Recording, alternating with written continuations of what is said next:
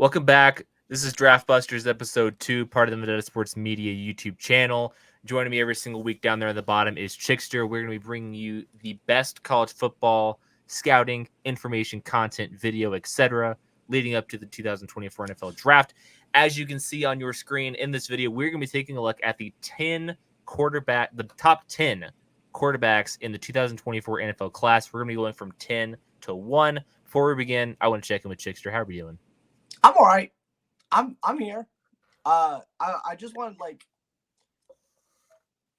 I'm not Garrett's the scouting guy. Like, he goes and he writes scout notes.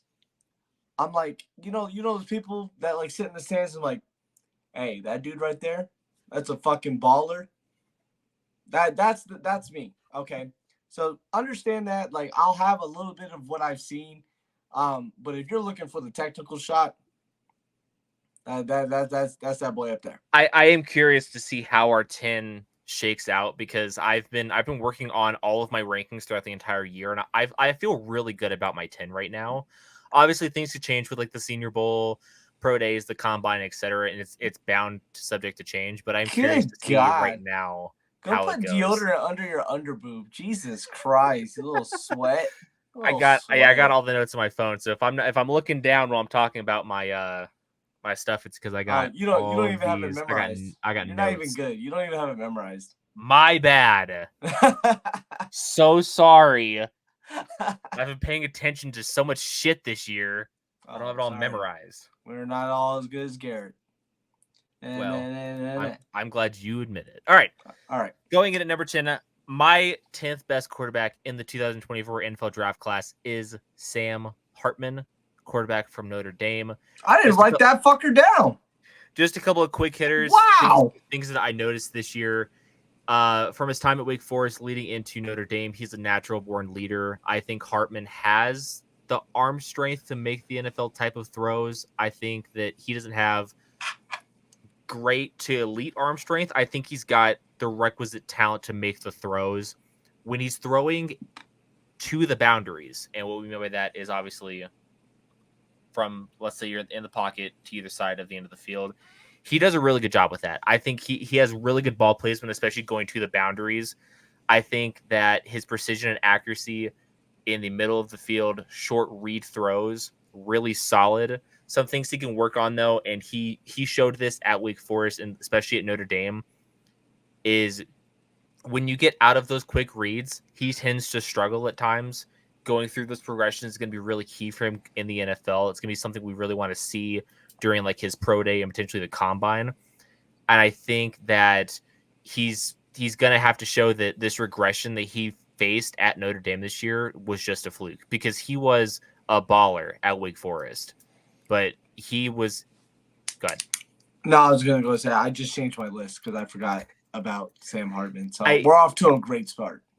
I had Sam Hartman pretty high on my list at the beginning of the year. I think Carl Heiser even wrote an article for Vendetta Sports Media. Go check that out at vendettasportsmedia.com. That Sam Hartman was a dark horse to win the Heisman this year, because there was a lot of hype around him going to Notre Dame, and the regression hit him hard. Maybe it was the expectations got to him, what have you. But I think that he's got tools, and I think he's going to be a guy that can get into a locker room in the NFL and really do a good job leading it. So I'm going to put Sam Hartman at 10, and I'm going to move my other guys up and take one guy out. So, I will talk about my honorable mention. To me, Sam Hartman is Derek Carr. So whatever you feel about Derek Carr, that's pretty much, I think, Sam Hartman's ceiling. For a lot of the same reasons that you said. Guy can get those quick reads, can throw the boundary, can make NFL-type throws, but has limitations. Like, when you start going, okay, the quick read's not there, he's got to go to the next progression. Derek Carr struggled at that. It's like, so to me, what you're getting out of Sam Hartman is you might be looking at a Derek Carr type of quarterback. I would say he's probably a day 3 quarterback, Garrett, maybe undrafted free agent. But I do think, and that's, I can't believe that's why I was so, like, I'm a Notre Dame guy. Not a lot to watch from Notre Dame this year, though. I assumed that he would have been on your list to begin with. and I thought about that earlier, and then I forgot when we were talking about, oh yeah, we need it. I was like, oh yeah, and then I didn't write him down. So he's at 10. Honorable mention, I'm gonna put Jordan Travis. He's my honorable mention. But I don't even know if he's still going to the draft. He's injured. But that's neither here nor there. But I'm gonna go Sam Hartman at 10 as well. Move these other guys up. We both got Sam Hartman, quarterback out of Notre Dame, as our 10th best quarterback in the NFL draft this upcoming year. Alex, who do you have at number 9? And maybe I'm the ignorant one on this. A lot of people, I think he's higher on other people's list than mine. Michael Pratt out of Tulane. And maybe it's just because he's played for Tulane. I think who you play matters, especially in college football. And we just talked about Sam Hartman. Sam Hartman went from Wake Forest to Notre Dame. Notre Dame plays considerably harder teams and struggled. Michael Pratt played for Tulane, and supposedly, and I won't lie to you and say I'm sitting there watching Tulane fucking football, but I've heard he's got a lot of tools. I'm not. A lot of people have been putting him as high as 7. I'm not on that train. I think he deserves to be in the top 10 conversation from what I'm reading about him. I have him at 9. I think he has tools to be. I think he's a little bit bigger guy. Could be decent. But I have him at 9 right now. Maybe you can give me a little bit more about this Tulane guy, the Green Wave. He is on my list. He is not sitting at my number 9 though. My number 9 quarterback in the draft class this year is Joe Milton, quarterback out of Tennessee. The positives just jump right out at you. He's got the best arm in the class. I don't think that's up for debate at all. Wait, who are you talking about? Joe Milton. Okay. He's got a rocket launcher. He's got the frame you want for a quarterback. He's 6'5", 235 pounds, mostly muscle. Like, the dude is built. I really love his release. I think Joe Milton's got a really solid release. Throwing the deep ball, he has shown flashes of having really good ball placement, being able to drop it in the bucket on deep passes. He also has, when he's throwing the deep ball, it looks effortless. It looks like he's not putting any effort into this passes at all. It's just one solid fluid motion. Looks very smooth. I think my detractors for him is why he's so far down low in this class is the accuracy issues. When he's standing in the pocket, it's hard for him to hit those sideline to sideline throws. He's even struggled with underneath passes from time to time as well. We'll touch on this later with another quarterback who's going to be on this rankings, I'm sure. He's going to be 24 years old by the time he hits his rookie year in the NFL. That's less than ideal. And one of my bigger concerns as well is how he's going to be able to read NFL defenses, specifically how quickly he can read them. When he was at Tennessee, I'm going to butcher his last name, Heupel, the Tennessee offense, essentially, is a lot of quick read throws, get it out quickly, and then that sets up the deep ball where he can go through a couple of those progressions and then find the deep ball over the top. But a lot of the offense is predicated towards getting the ball out quickly, work on the run game. I want to see him really be able to show that he can go through all of those progressions in a smooth manner before he just decides to dip and run, which he can do. And he does a really good job at breaking those really weak arm tackles as well. He's got the frame for it. Well, he's built out of muscle. He is everything you want size-wise from an NFL quarterback. He's higher on my list. So he's a little bit higher on my list. So the accuracy and the age just kind of knock him down for me. He is my number 9. So our number 9 quarterbacks, as you can see on your screen, Alex has Michael Pratt out of Tulane. I have got Joe Milton out of Tennessee. Your number 8 quarterback in Garrett, I don't see anything on my screen.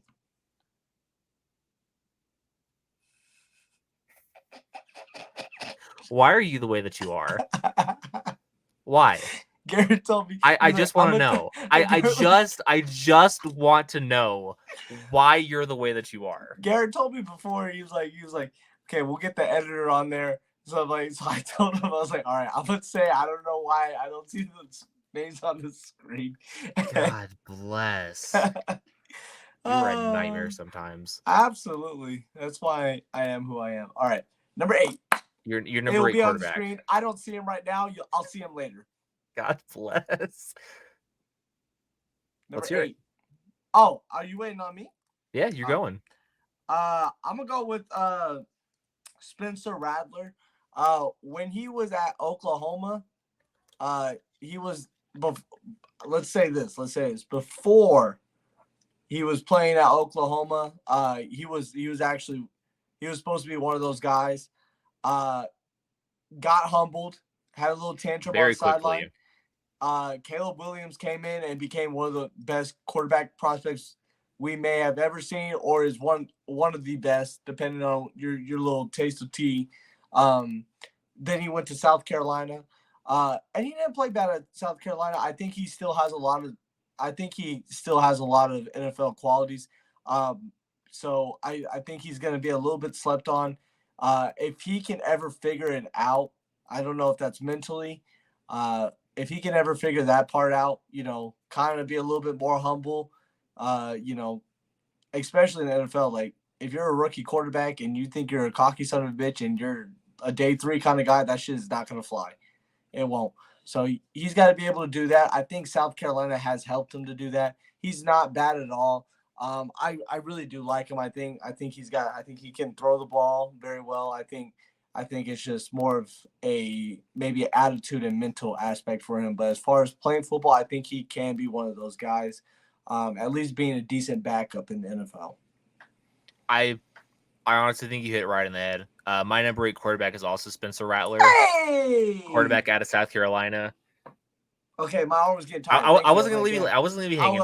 I was adjusting, and then you went up, and I'm like, shit, I gotta fix it real quick. Wow. I wasn't gonna leave you hanging. He's like, you hit it right from the jump. Spencer Rattler was a former 5-star recruit, so he was pegged as one of the future guys. I think his arm talent speaks for itself. I think his arm talent can more than translate into the NFL. He's got the quick release that you want. It seems that his playing style really is geared towards getting out of the pocket. He loves to make throws on the run. I think that's kind of one of his drawbacks that I'll talk to here in a minute. One of his concerns, especially going into this year, was how well he can throw from within the pocket. I think he showed improvement. I think he's going to need to continue on that improvement, keep developing his pocket awareness inside the pocket. But I think he showed signs that he is working on that as well. Yeah. His short range throws, his short to intermediate throws, he's got good accuracy. His ball placement is nice. I alluded to it. The pocket awareness is gonna need to get cleaned up. I don't know how much this is going to really impact him, but his footwork is atrocious. Yeah. I mean, you watch him in the pocket, and it seems like the lower half is never connected to the upper half. His legs are going one way, and his arms are going another. And they never seem to be in rhythm. When he's on the run, it all looks solid. I think that he needs to do a better job of trusting the offensive line and letting the play progress instead of just hitting a read. Do I have time to get to a second read? Don't really see it. I'm going to take off running. That's what I'd like to see. But yeah, like you said it from the jump, he's got the tools. He was supposed to be a dude, and he could potentially end up being a day 3 pick. He may go undrafted. But I want to touch on it a little bit. You did say at the start of your thought process about Spencer Rattler, who was a number 8 quarterback in the 2024 NFL draft class, as you can see on the screen. Alex can't see it, but you guys can. I was like, the attitude was a bit of an issue while he was at Oklahoma, and then all the stuff happened with Caleb, and then all of this. I think he's improved. I think it's going to get brought up during the draft process. Absolutely, his temper, and rightfully so. That stuff should definitely be brought up, but I think that it is less of a concern now than what it was before. I think when you get humbled like that, it changes you, especially, being a hot shit 5-star recruit. That shit happened you at the college level. Like, it's going to make you rethink some things.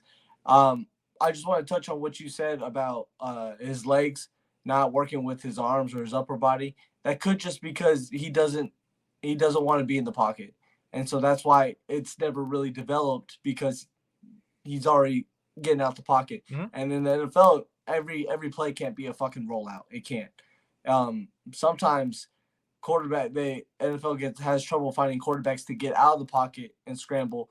not the other way around. So hopefully they're able to keep that guy in the pocket a little bit. But I think a late day 3 pick, undrafted free agent, to hopefully develop into he's a young guy, so develop into a quarterback that, like I said, might be a decent backup. Might if your starting quarterback goes, he might surprise some people. So, but it's really where he lands. Just like we've talked about it before. We talked about like Jordan Love, not on this, but on other shows. But like Jordan Love, like landed in the right situation. Josh Allen was considerably better than Spencer Rattler, but he needed to land in the right situation to be Josh Allen. Like, he wasn't Josh Allen. He's Josh Allen because he landed in the right situation, and that's very important. So it depends on where these guys land. But he will be a good name coming out. You might hear a lot of buzz about him at training camp. Former 5-star recruit, you better hope so. But yeah. Moving on to our number 7 quarterback prospect in the 2024 NFL Draft. You literally called it earlier. My number 7 quarterback is Michael Pratt out of Tulane. For my money, the best group of 5 quarterback coming out in this draft class. I love the swagger that he plays with. Mm-hmm. He reminds me, not like in play style, obviously, because I think these two quarterbacks were very, very different. But the way he carries himself on the field almost has a little bit of Baker Mayfield to him, where he's gonna get in your face, he's gonna jaw, he's gonna chat, but he's gonna be able to play as well. I think Michael Pratt could be a dog. Like, he's gonna be a guy that could end up on a roster and stick around for a while. He's a guy who moves very well out of the pocket as well. He has got quick release. When the reads are quick, when he's got to make them, he makes really good snap decisions. You kind of touched on it. The play at Tulane, the level of competition may not be the greatest. I sometimes can't hold that against guys, only because they can't really help who they're scheduled against. Plus, they do what they can. Michael Pratt was also only a 3-star recruit coming out, so he didn't have offers from everybody under the sun. He ended up at Tulane, and it worked out well for him. Like I said, I think he's the best Group 5 quarterback in the class. My biggest knock on him is he doesn't have the arm strength that you're really looking for. He's got accuracy. Trust me. He can put the ball where you want it to, but he's not going to be someone who can zip it over the middle of the field. He's going to be very much somebody who needs to be in almost like a run-heavy, short-read offense where he can make the snap decisions, or he can lean on a really solid running back and then work the play action, work the short end of the field. The Tulane offense was half-field reads from what I've seen this year. He's looking right, nope, nothing there, I'm taking off. Reads to the left, nothing really working here. Not going through his progressions, taking a look at the other side of the field. He can work the check down okay. That is something that will be useful in the NFL. I just want to see him go through his progressions a little bit better. And I know that I sound like a bit of a broken drum when I say this, that, we got to get better at progression. But like this is something that we're seeing, unfortunately, a lot with college quarterbacks now, is that they're so athletic and they've got the arm strength. They either trust the arm to fit it, and some of them can, or if they know they can't really do it, they're just taking off running. And in the NFL, not every play can be a rollout, exactly like you said. So when the play is there and you've got a clean pocket, you've got to go through those progressions to find the right guy instead of just taking right off. And that's something I think he needs to work on. Yeah, I can see that. All right. Is it my turn? It is. Oh, Your number 7 quarterback. Joe Milton. That motherfucker's got a garden hose. Not a garden hose. A firehouse. A fire hydrant? Fire truck hose. Wow. Because a garden hose is like a noodle arm. It's just going. Bro, do I smell toast? What are you trying to say? Do I smell toast right now? That's a stroke joke for. Check your arm. Check your left arm. Can you feel it? It's crazy. I'm still good. Okay. That was bad. I'm sorry. This is what I get for trying to use the lingo that the kids use these days. That dude's got a fucking rocket. There you go. I'm just gonna say that he's got a rocket. You talked about his frame earlier. yes, the accuracy is the issue. Maybe you can get like maybe he just doesn't know what to do with his rocket launcher. Like maybe he doesn't have to use the rocket launcher from 3 feet away. That could be taught. That arm strength can't. And I know, like, especially coming from me, who was a was I'm a Raiders fan, and the Raiders picked Jamarcus Russell because he could throw 65 yards on one knee. True fact. But he's so much more athletic than like a Jamarcus Russell. That like if you get him like in the 4th or 5th round, I'm not really hating it.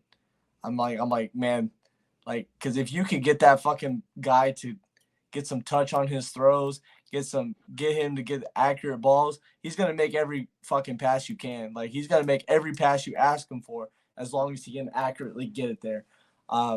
So hopefully you can develop that guy. I would not say, oh yeah, draft him so he can, start, obviously.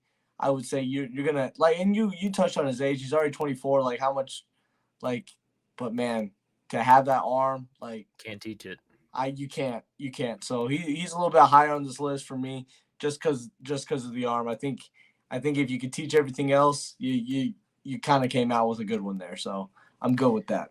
Worth noting, Joe Milton accepted his invite to the Senior Bowl early December, so it's going to be I'm attending the Senior Bowl this year. I attended last year. I'll be there this year as well. Michael Pratt's going to be there too, so you can also see a little bit of Michael Pratt as well. A lot of these guys on our quarterback list are going to be there. So I said at the top of the video is that this is going to be subject to change because there's going to be ever flowing things. Joe Milton might turn into my number 7 quarterback, and maybe Michael Pratt falls down to 9. Who knows? It's the beauty of the draft season. Is anything can change. That's what my list says. That's crazy. All right. Going into the 6th, this is where it should get kind of fun. I'm gonna let you go first. I think the tier that we just did was like the tier below. That's the tier below. Yeah. Now we're in the next tier. I'm going JJ McCarthy. That guy has not shown me that he can play yet. And don't get me wrong.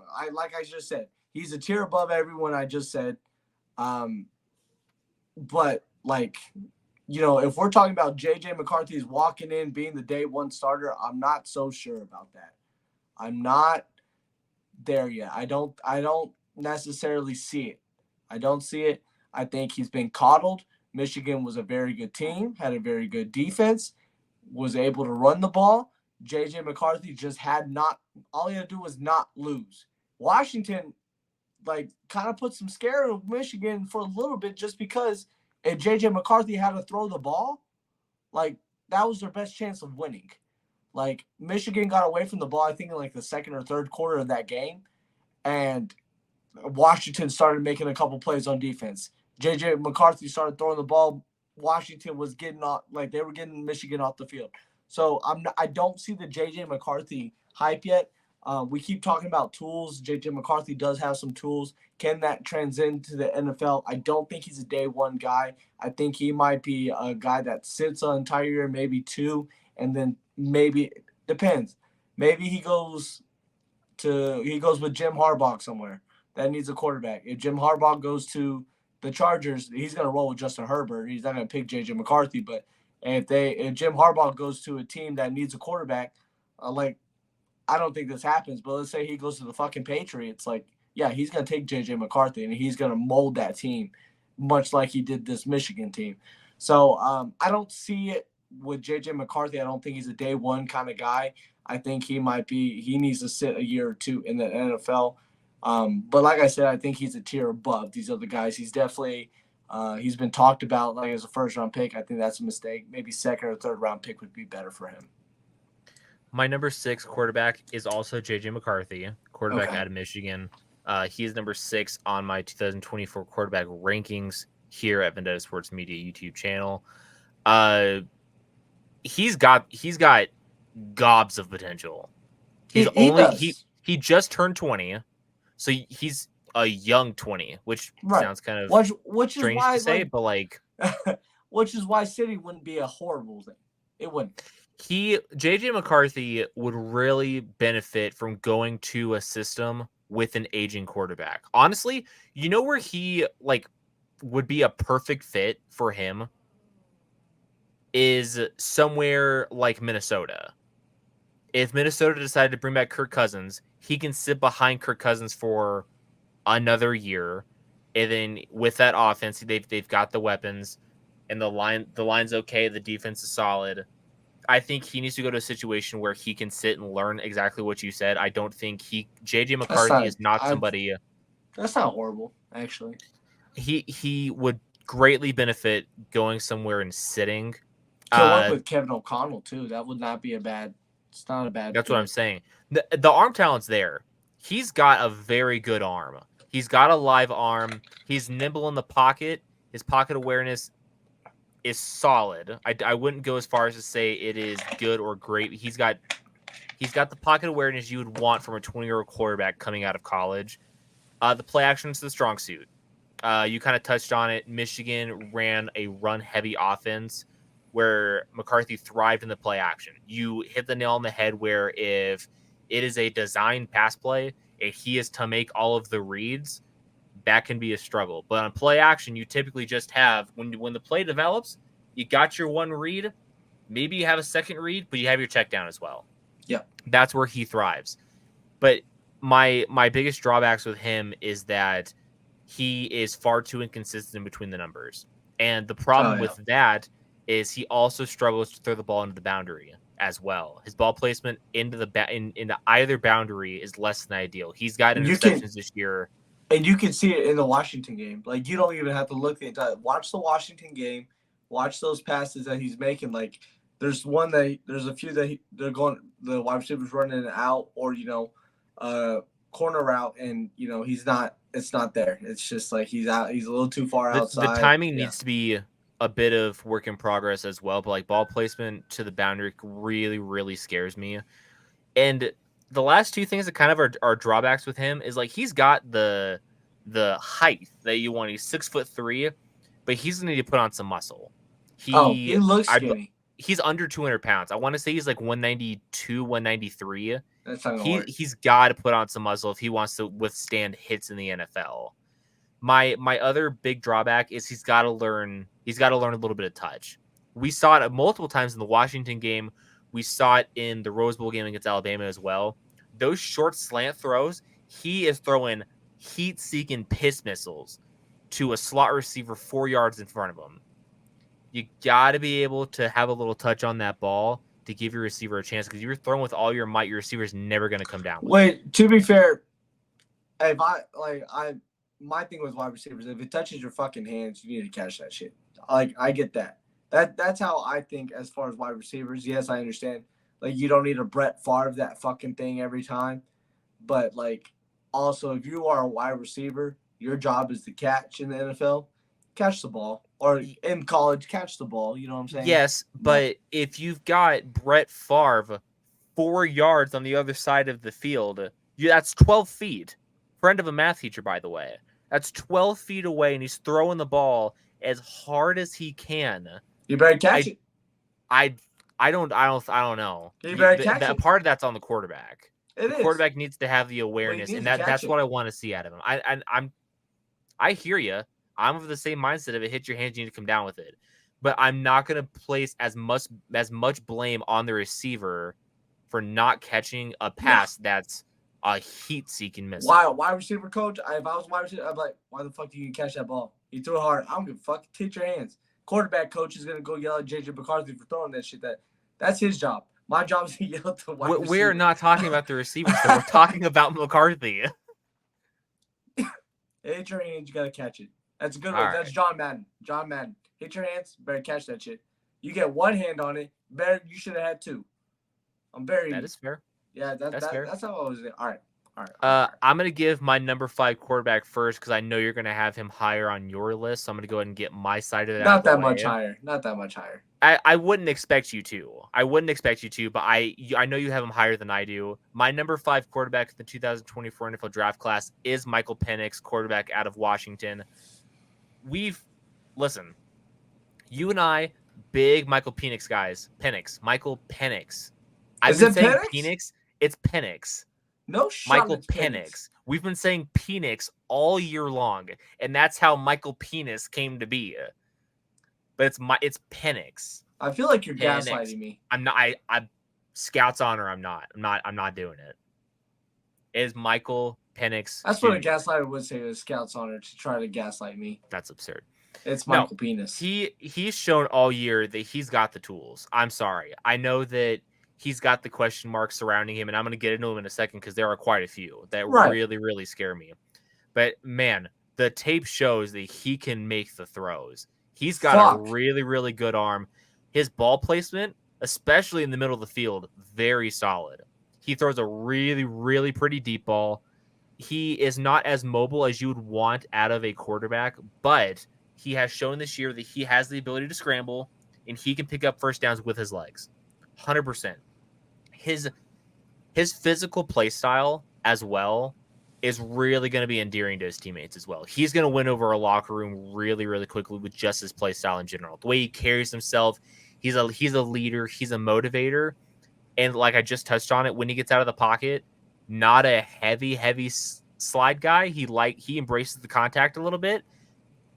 It may be scary to watch because it's your quarterback, especially with his injury history, which I'm going to talk about in a second. But, man, there's no better way to rile up your teammates than just lowering the shoulder and just knocking back a DB or a linebacker or something. That's going to be really endearing to his teammates.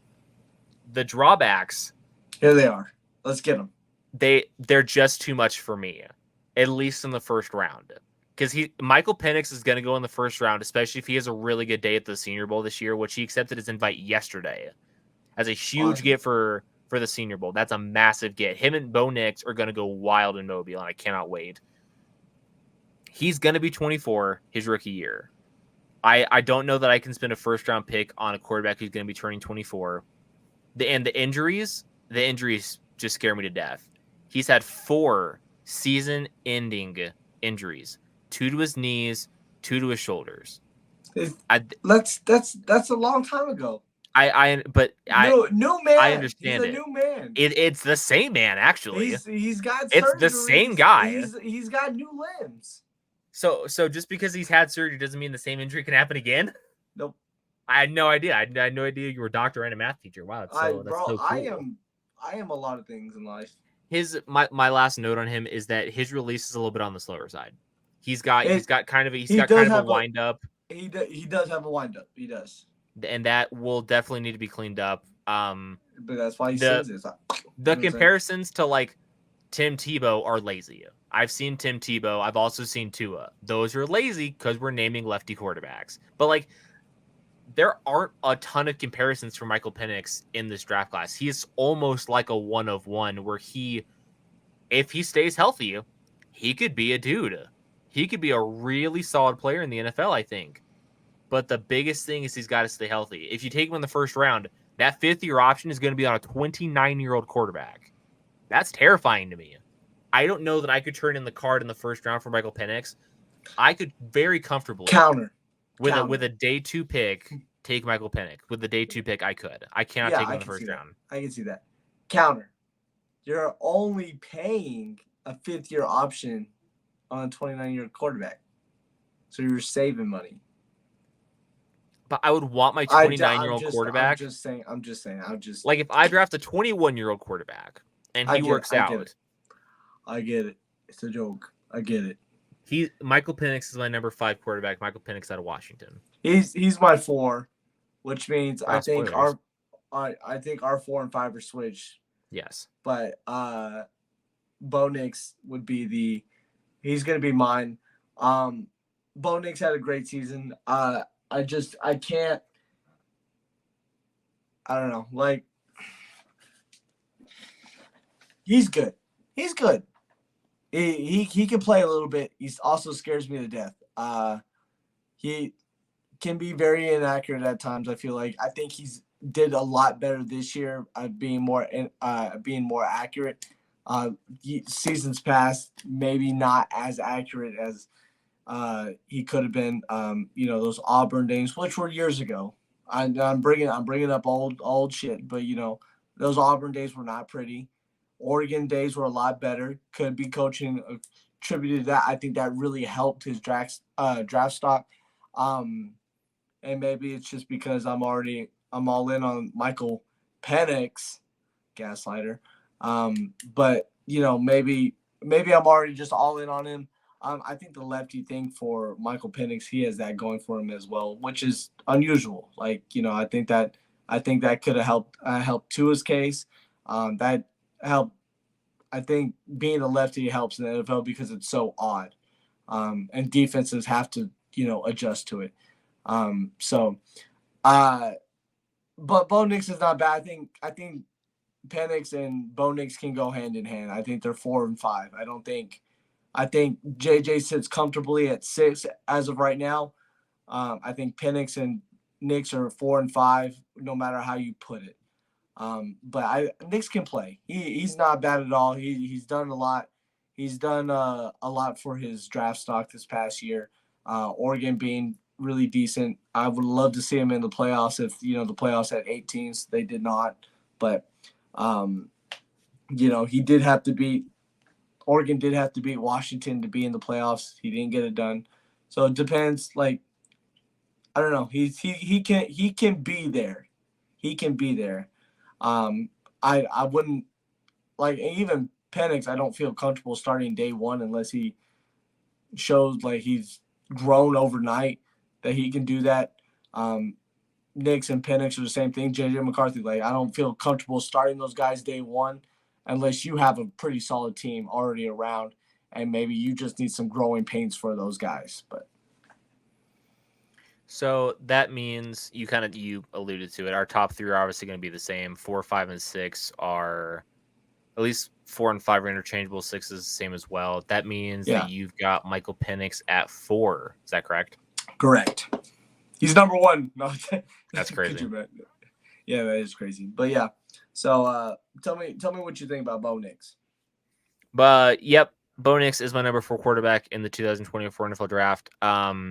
And I'll be honest, I kind of mentioned it at like right around the mid-season mark for the Oregon Ducks. I started to nibble a little bit on the cheese of Bo Nix, and as the season progressed, I was eating a little bit more every single week. The progression that he's shown from Auburn to Oregon, you touched on it. It looks like a whole different quarterback. Right, it does. The Bo Nix to Auburn, turnover prone, looks scared. I don't think he was built for SEC play. At least I think he maybe was pushed in too early. I think with Oregon, they put the correct talent around him. Coaching was a big factor of that as well.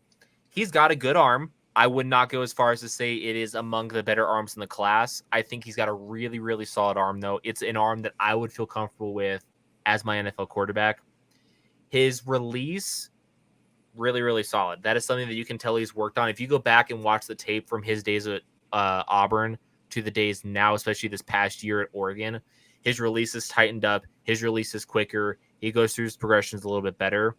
When he's inside the pocket, I like his awareness. I like that his body always seems to be moving as one. What I mean by that is shoulders going one way, the hips are facing that way as well. The feet are in line with the hips, which are in line with the shoulders, which are in line with the eyes. Everything seems to be moving as one unit. He can get away from that at times when he feels a little bit of early pressure. He tends to collapse a little bit. That's something he's going to need to work on. Especially in the NFL. One of my concerns with him is if you watched Oregon football this year, a lot of the offensive plays came in from cues, like the cue cards. You see the guys on the sidelines holding up the square. It's got the 4 little things on it. They're getting the play call-ins to the quarterbacks that way. A lot of the offense came in that way from Oregon. My concern is how well he's going to pick up an NFL playbook. When he just gets to hear the play, there's no cues from the sideline. He's just picking it up through the headset. I really want to see how well he picks it up. Because you got to make adjustments at the line too. Correct, and that's something he's going to work on as well. Because those cues coming in, part of it is things that he's seeing. He is not bad at picking up pre-play stuff. When it comes to picking up on pass rush, especially early, like oncoming blitzers, that is a bit of a weakness for his. I think he's going to need to work on picking up blitzing, especially like blitzing corners and safeties. That's something you really need to work on. But like you said, when you need to make those adjustments and it's not kind of predicated from the sideline, he's going to need to work on that for the NFL because they don't have that. It's a completely different ball game. He's going to get the playbook. I mean, some quarterbacks have the armband. I kind of like the look of the armband, low key. I like the look of like, all right, yep, got it, and then you can spit it off. That might be something Bo Nix has to do for his first year or two while he really adjusts to being an NFL quarterback, is work the wristband. I don't think there's a problem with that. I have no issue. I have no issue with a quarterback who's got an armband, especially young. I have no issue with that. Imagine if he's on Bo Nix is on the floor, or he's doing like a quarterback sneak. You know, you getting those piles. I'm ripping that shit off. I'm ripping the wristband off. Tight, I don't think you can. I know. I'd manage. I would get it off. You would find a way. I would find a way, and then I would run it, and I'd be like, "Oh, injury," and I have it like in my football pants, and I'd be like, "All right." I just don't think they'd let you run off the field with his armband. No, I know what I would do is you ain't that slick. I'd be hurt. I'd be like, "Oh, my leg. I'm cramping. My leg. And I'd be like, "Hey man, we need to go blue medical." In my pant really quick. We got a go to blue medical tent. All right, I snatched this, guys. I got crazy. And it's like, look at the, and Bo Nix is like, "Where's my playbook?" And I'd be like, "Oh no, chief. Oh no, I'm hurt. My leg." One thing I want to touch on this really quick. I think you saw the commercials, and I don't know how soon this is going to be an actual thing in the NFL. You saw the commercials of like the next gen technology with the helmets where they have like cool as hell. Like, because it's for deaf people. When that comes, like, I'm like, I don't want this to sound harsh in any way, but like, I'm sure people who are not hard at hearing are also going to take advantage of that. Oh, for sure. Well, like that would be something that would be really interesting. That was my first thought. Yeah. So like, if the armband doesn't work, then yeah, and I'm assuming this isn't anytime soon. I think this is like 10 years down the line. I don't think this is anything anytime soon. But even then, like, you could have play names, but what I would do is I would just use code names. Like, I'd be like, all right, instead of like, apple, white, banana, splash, you know. Yeah, rover, absolutely. Run over, run my ass over, you know, Red Rover, you know, Cinderella, you know, shit like that. Yeah, you got it. Took the word right out of my mouth, to be honest. Bro, I'm telling you, I ain't gonna lie. I am tired. I am pushing right now. My eyes, this light is blinding. You know. Are you blinded by the lights? I was trying to figure out what fucking song I was thinking. Your number 4 quarterback is Michael Penix out of Washington. Tell us about it. I thought we already did. Yeah. No, it was the same thing. You know, he's a lefty. He's got a little bit of a wind up. You know, his feet are a little bit all over the place, but I think he does have potential. You know, are you willing to buy into that potential even though he's 24? That's the question you need to make. However, I think he's got a hell of an arm. I think he could play.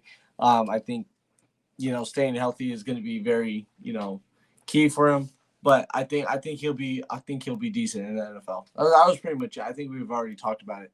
So Fair enough. Yeah. So. I assume it's safe to say that our top 3 quarterbacks are probably in the same order. Yeah, probably. It's Jayden Daniels at 3.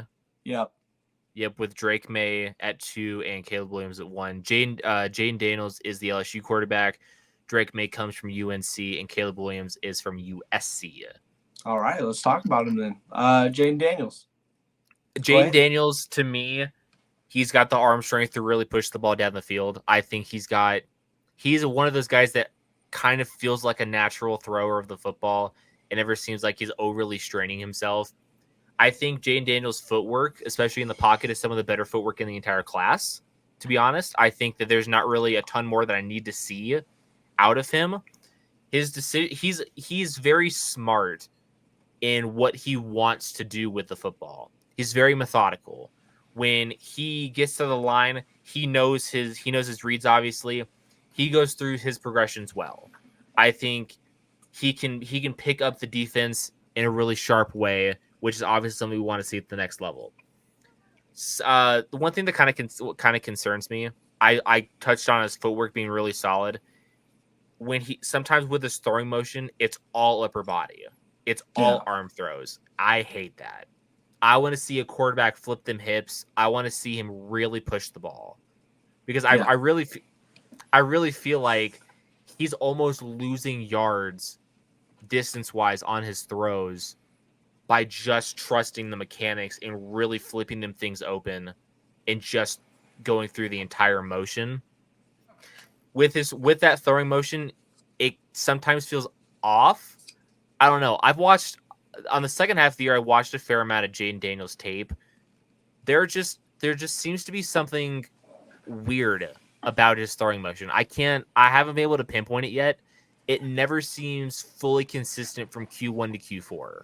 Yeah. There's always little hitches here and there. It's never like crisp, perfect, clean every single time. Maybe that's You're just missing a me consistency. thing. Maybe that's just something that is kind of failing on my part of the eye test. Maybe he does have a pretty rhythmic, pretty clean throwing motion. But maybe, and I'll just need to see more, obviously. And we're gonna see a lot of tape this offseason. But that's just something that just seems weird to me. I don't know. But as far maybe that's what it is. But as far as talent goes, I think he's far and away the third best quarterback in the class. And when those tiers go, I think he is in that highest tier, but he is the third guy. Yeah, and he's on the low end of the first tier. Yes.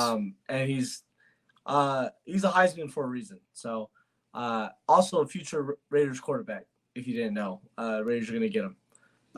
It's written in the stars. I've seen it. No, I think you kind of. I think isn't he a little bit undersized? I think that might be another knock. I might be tripping on that. Do you have his size offhand? I might actually.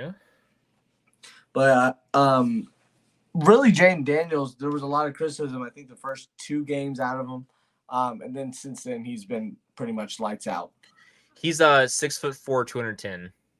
So I'm just a dumb bitch. So well, the height is what you want. I'd like to see him maybe put on a couple pounds of muscle. That's what I mean. I thought he was a little bit shorter, but just for his height, I'd like to see him be a little carry himself a little bit heavier. Maybe 225-ish. Honestly with 6'4", I'd even be fine with 220 to be honest. Yeah. So muscle, not just you know what I'm saying. Yeah, I'm not just sitting in the McDonald's four times a week. Getting the supersized. Although down in the South, I'd be sitting him down to Cookout. You kidding me? He just needs to go hang out with Zion. So, bro, that's crazy.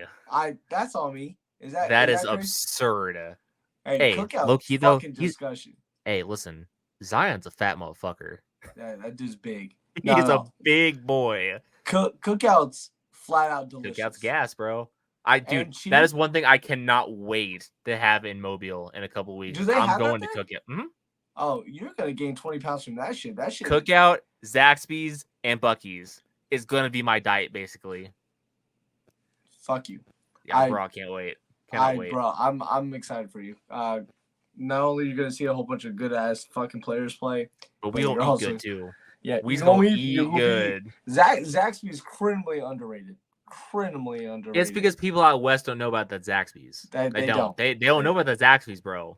Yeah, I will say just really quick side topic, and we'll get back on track here. I promise. Zaxby's gotten a little expensive since the days you and I used to go. Garrett, that's the world. I know, but that's the world, man. That's the world. Hey, man, you just gotta understand that everything in life is expensive. It's the man. But the things you really want in life, things that you hold dearest to you, they're priceless. There's never a price on the things you love. There's never. It's crazy.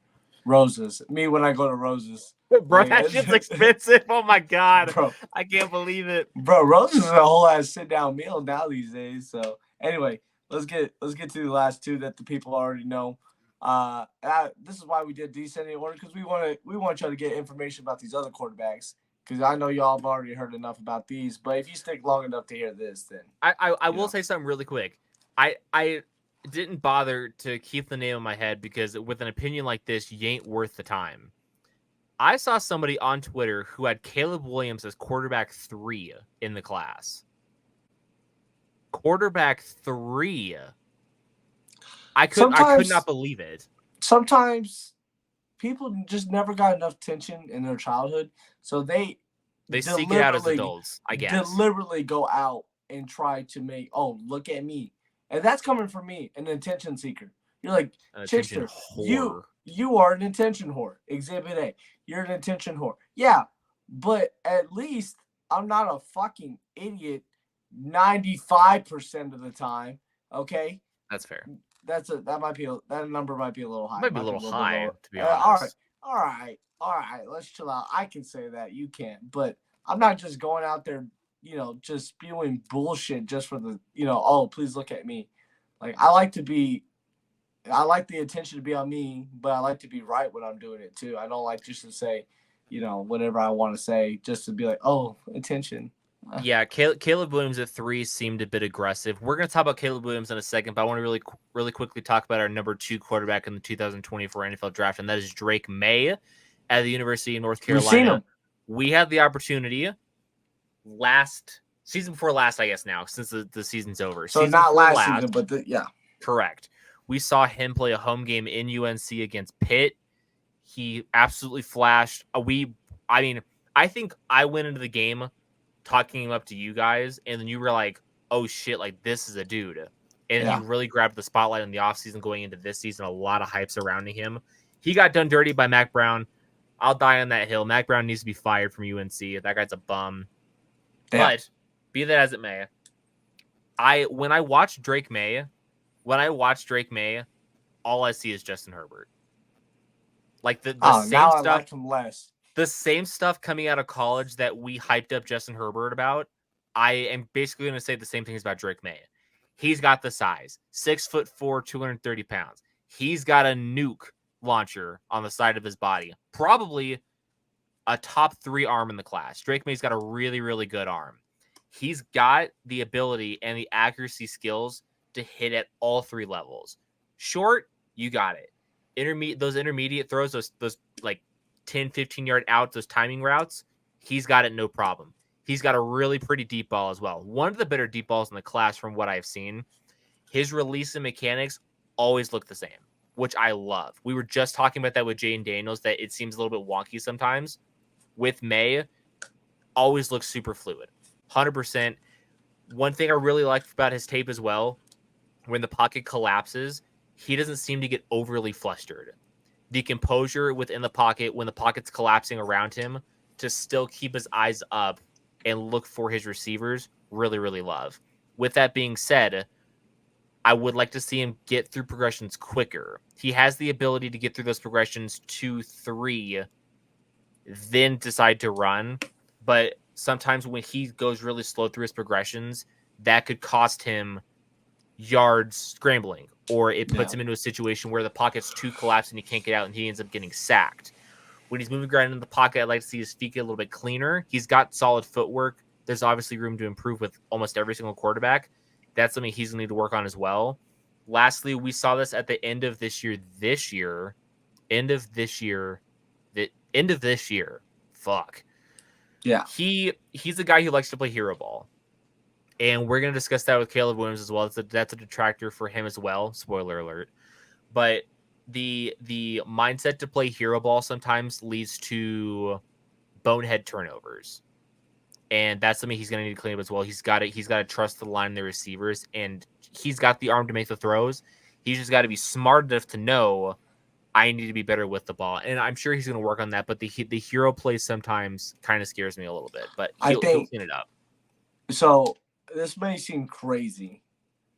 And maybe it is, maybe it isn't. Is there a discussion out there that maybe that Drake May is more pro ready right now than Caleb Williams, but Caleb Williams has a much higher upside? Like, there's a reason why we're calling him a generational quarterback. So I don't actually hate that, and that's actually one of my knocks on Caleb Williams, which we'll get to here in a minute. But I don't hate that take that if you had to drop both guys in right now and you were to ask me who would have the better rookie season, it very well could be Drake May. And like, obviously the team and the scheme bars. That's all kind of depends, obviously. But like on a neutral playing field, everything equal, I think Drake May rookie year may have better stats than Caleb Williams. But like you said, Caleb Williams' ceiling is higher than Drake May. But yes, I might agree with that. I think May might be more pro ready than Caleb Williams. Yeah, at this moment. Now, At this moment, yep. After a season or two in the NFL, fuck, we might not be having that discussion no more. So, but I think you hit the nail on the head. Drake May's he's got everything. Like and playing the hero ball, like that's almost like nitpicking. Like we just don't want to say, oh, this guy's perfect. We have to find something wrong with these guys. And playing hero ball is a common thing. Josh Allen does that a lot. Sometimes Justin Herbert does that a lot. Where he, who's another like quarterbacks do that naturally. When Patrick Mahomes is known to do it, or sometimes Patrick Mahomes gets away with it because whoever he throws it to on the other side of the defense drops the ball. That guy gets away with more dropped interceptions I've ever seen in my life, but that's not a common, or it's not an uncommon problem to have, and especially playing at UNC, and then we're talking about USC, but those guys didn't win enough games and they're trying to win games. I don't necessarily hate it. But it is a thing that it needs to be talked about. Hey, sometimes you don't need to always go out and try to do this right now. So, and that's nitpicking though. That's but Drake May's got it. He can play. Dude can play. He can throw. You've already touched on anything. He's got accuracy for days. He can make almost any throw on the field. UNC maybe wasn't the best. UNC was not necessarily that good, but you can see that the talent is there. You can see that he can play. Put him around some NFL talent. Let this guy work. I think it's going to be nasty. I was going to say, you kind of touched on it, that UNC might have held him back. I was shocked when he decided to stay at UNC for his last year. I was fairly certain that he was going to transfer out for his last year. Not that it would have really done anything for his stock. He would have been the second overall pick in the draft, which I think is the right spot for him. Right. I think that if this was last year, I think Drake May goes QB1. Oh yeah. If he was in the draft class last year, I have him over Stroud and Bryce Young and Anthony Richardson without a doubt. He's the number one overall pick. But what can you do when you're in a draft class with Caleb Williams? Yeah. Also, which is the guy. I want to give a little shout really quick. We'll undoubtedly touch on him when it comes to the wide receiver rankings, but Tez Walker is going to be. I'm considering giving him a stallion. Oh, and stallion. Vendetta lore. Sometimes even following the channel for a while and following the site, I don't give stallion out to everybody. Yeah, stallion is reserved for who I think are going to be. Tez Walker, he had a situation going on to where he couldn't play. He wasn't eligible for some reason. He only played half the year. Yeah, but I believe it was something outside of his control. So I'm not holding that against him at all. But Tez Walker is going to play, and I have a feeling he's going to test very, very well. He's going to be at the Senior Bowl too, actually, I believe. Oh, you are going to have just the best this time. Is this arguably the best Senior Bowl?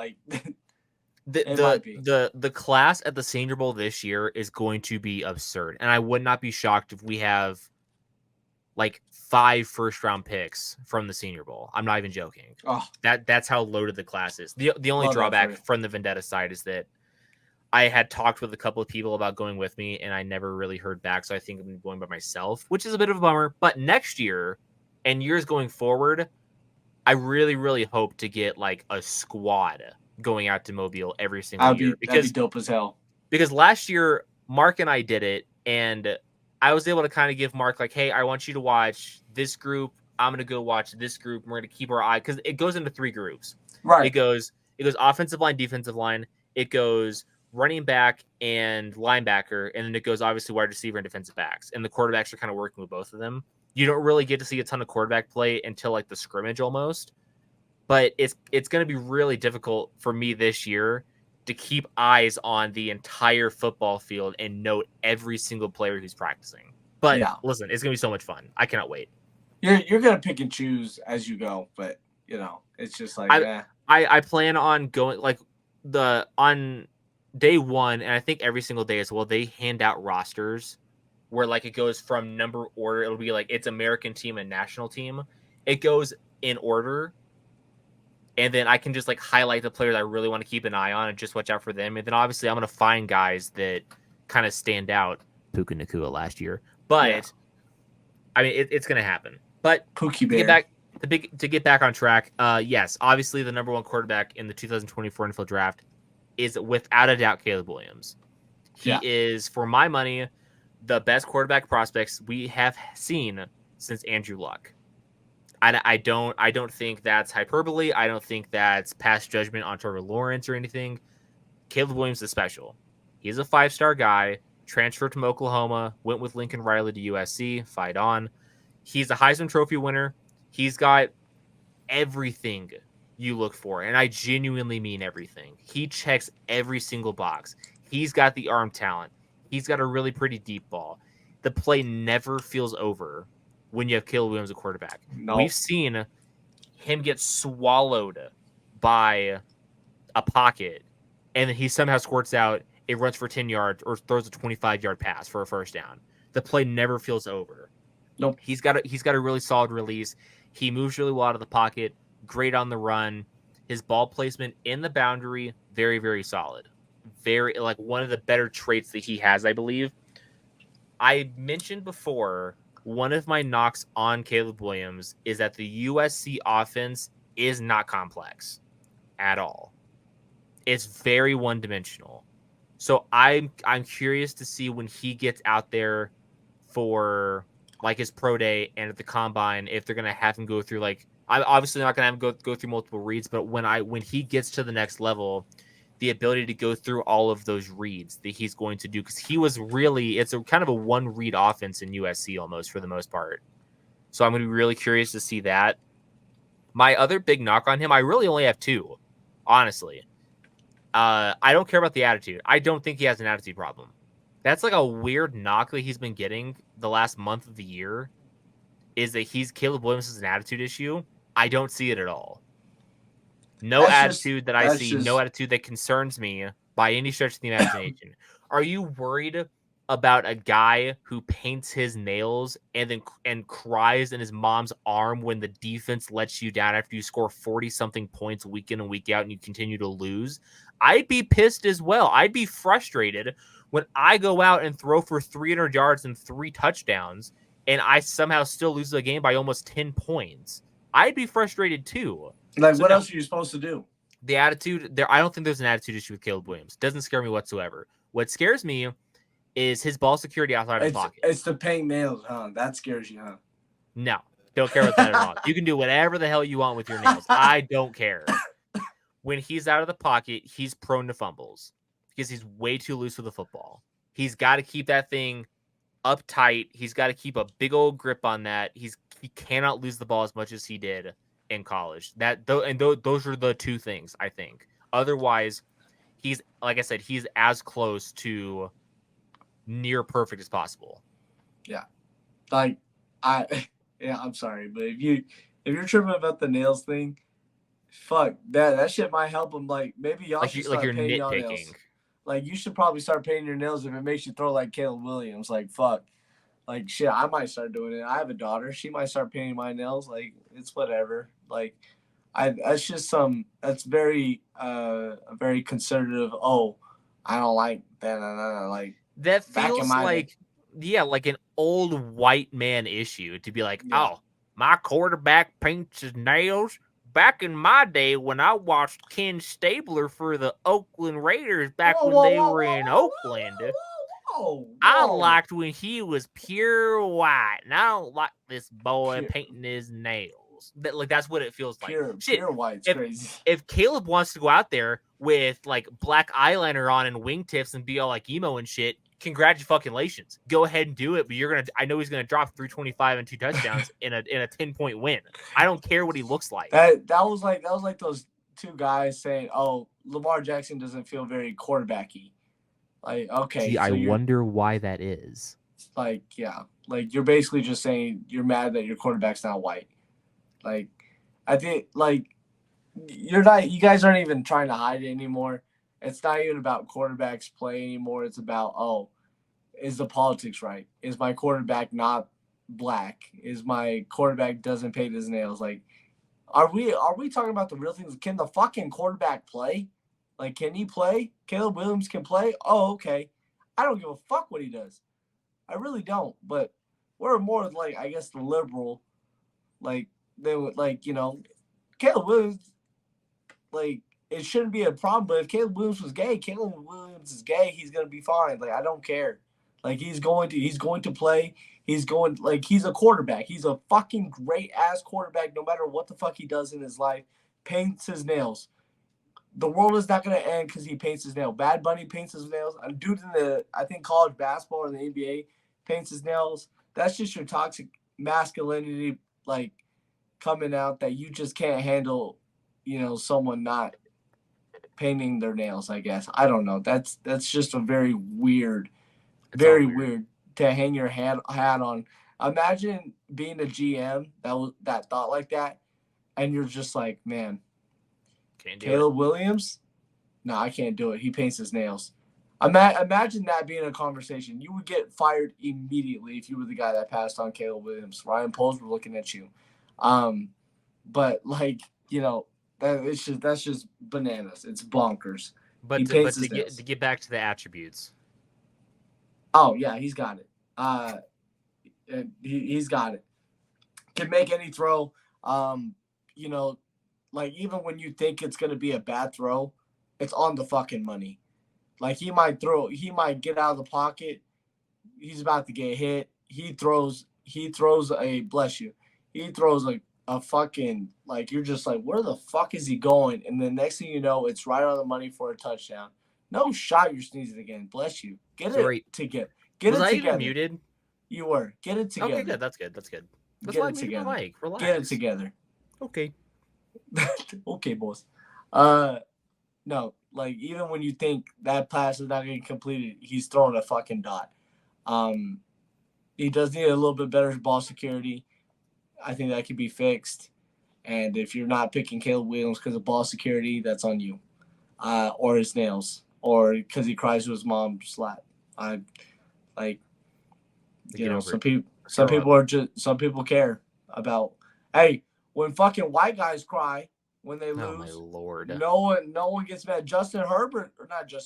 Bo Nix lost when he lost the Oregon game. Ain't nobody said. He just said he's got passion for the game.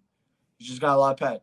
God forbid Caleb Williams cries that he lost the game that he shouldn't have lost because it wasn't his fault. You can't be crying. Only the white guys can cry. Scores 40 points in a game and loses consistently, and you're not going to be upset? Get over yourself. All right, there it is on the screen. Let's paint our nails. Hey, listen, you told me the color and I'm on it. I'm being so dead serious. I'll do it. I'll ask Evie. Have Evie pick the color. That's his daughter, by the way. Love her to death. We'll have her pick the color. It'll be all good. On the screen is our, as of right now, top 10 quarterback rankings. I know Alex can't see them. You guys can see them at home. That's what's important. Obviously, subject to change. This is very early. We're just doing this in January. We are probably going to do one big video at the end, right before the draft, going over really quickly all of our rankings. Next week, to keep an eye out, we're kind of between two ideas right now. We might do our big board, but if we already started the rankings, we probably should keep going. Might be going over to the running back rankings. We should do the rankings and then the big board. So next week, keep an eye out on the Sports Media YouTube channel for our top 10 running back rankings for the 2024 NFL Draft Class. Join me at the bottom down there every single week. It's Chickster, a.k.a. Alex Chick. My name is Garrett Burroughs. Thanks for watching another episode of Draft Busters. If you liked the video, please be sure to leave a thumbs up, comment, share it with a friend. If you have not already subscribed to the Vendetta Sports Media YouTube channel, what are you doing? You're going to get the best draft content here, baby. Just go ahead and sub to the channel and ring the bell so you don't miss any more of our uploads. We're going to see you next time.